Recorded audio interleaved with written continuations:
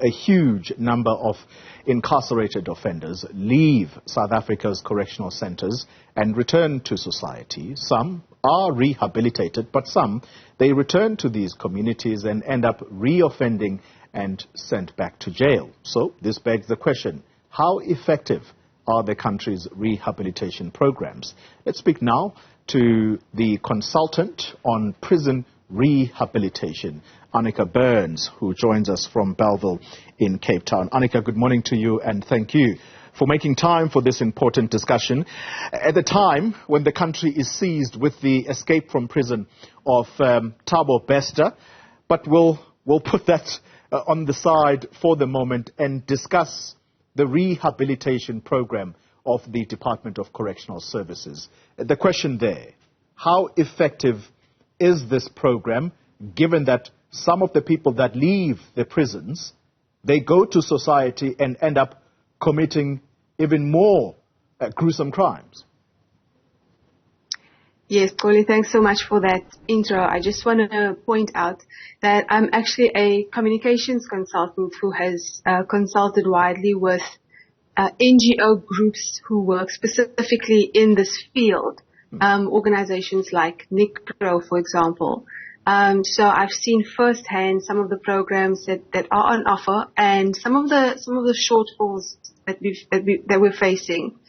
And I just wanna zoom out just a little bit, and I just wanna frame our context, if you will allow me. Sure. Our prisons, I think, people will be aware, and especially this Thabo Bester incident has really shed quite a glum light, if you will, on the issue that our prisons are not actually serving the purpose, which is to help offenders overcome. Well, you do want to sanction people, of course, but you also want to give people the opportunity to be, like you say, rehabilitated, reintegrated, so that when they do enter society again after they have served their sentence, that they can be functional members of society.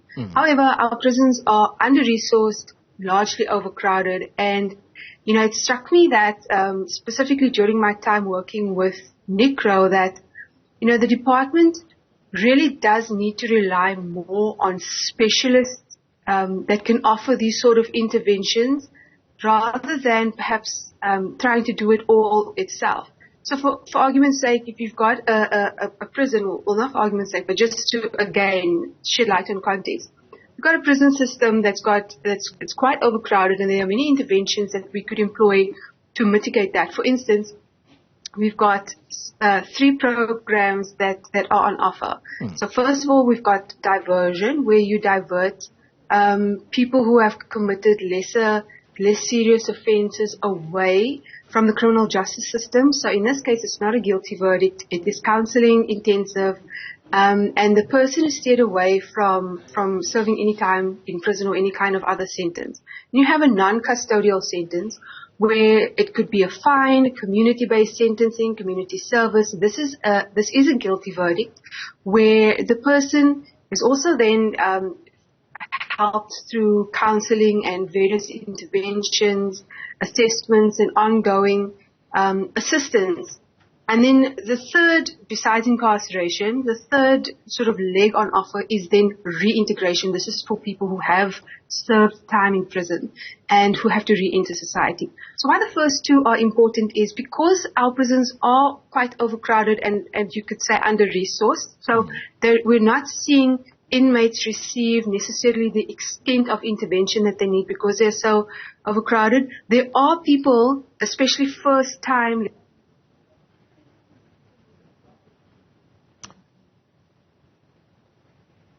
other than facing incarceration.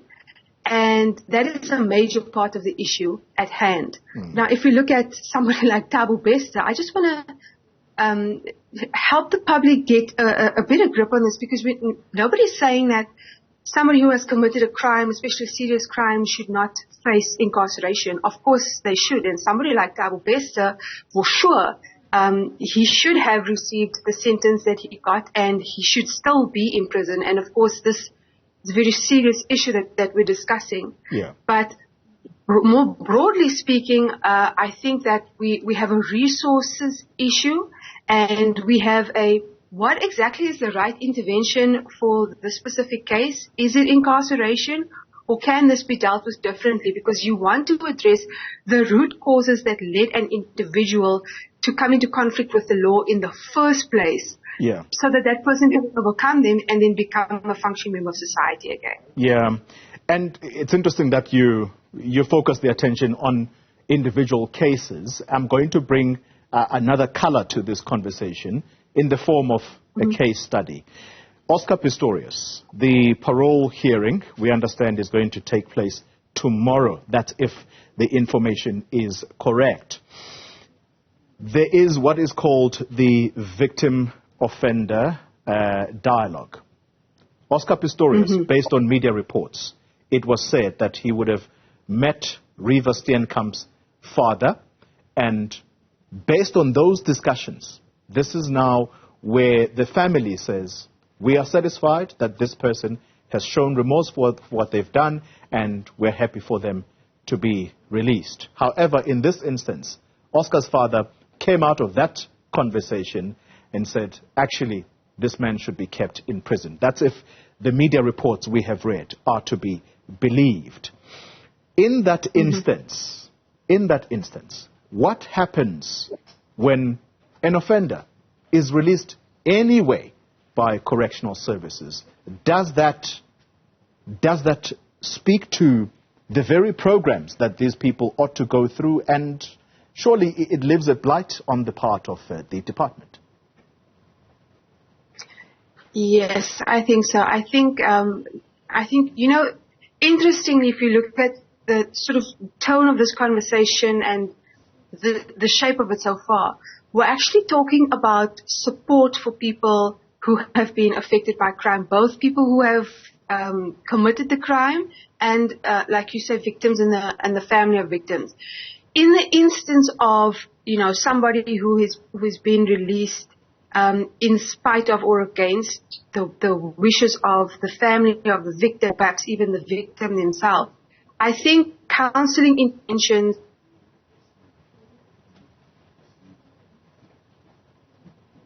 Oh, that connection to Anneke Burns, freezing, just as we were really getting to grips with what the problems are in our prisons space. Hopefully she'll be able to reconnect. If unable, unfortunately, we'll have to leave the conversation there. Anneke, I see you with the corner of my eye. I think we have reconnected. All right, let's try and attempt that second response.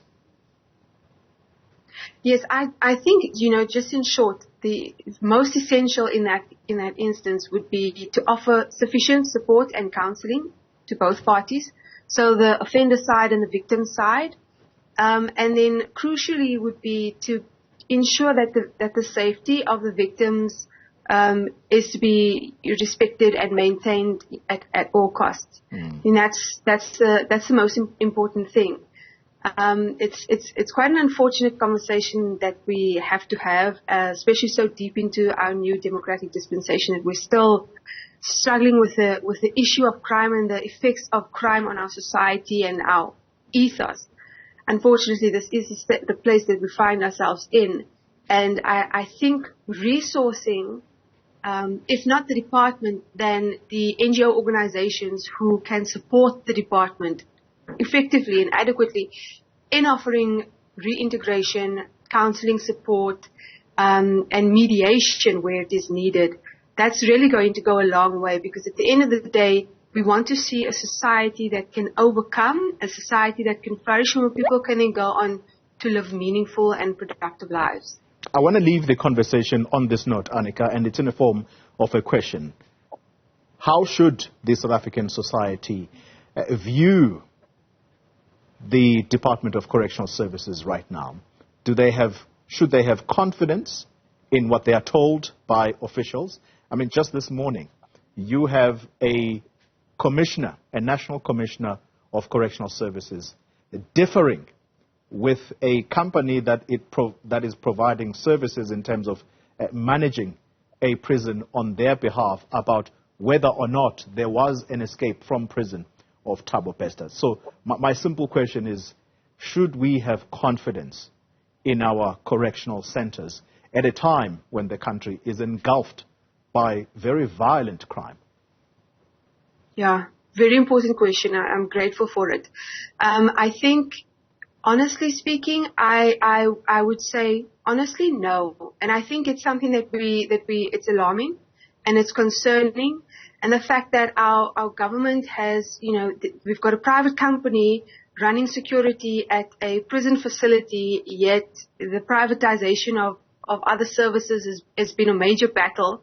It's a bit schizophrenic, for lack of a better term, and I would like citizens to actually make their voices heard here, and to really question, what is actually going on. Are we taking our services that we're delivering to South African citizens seriously? Do we take the safety of South African citizens seriously?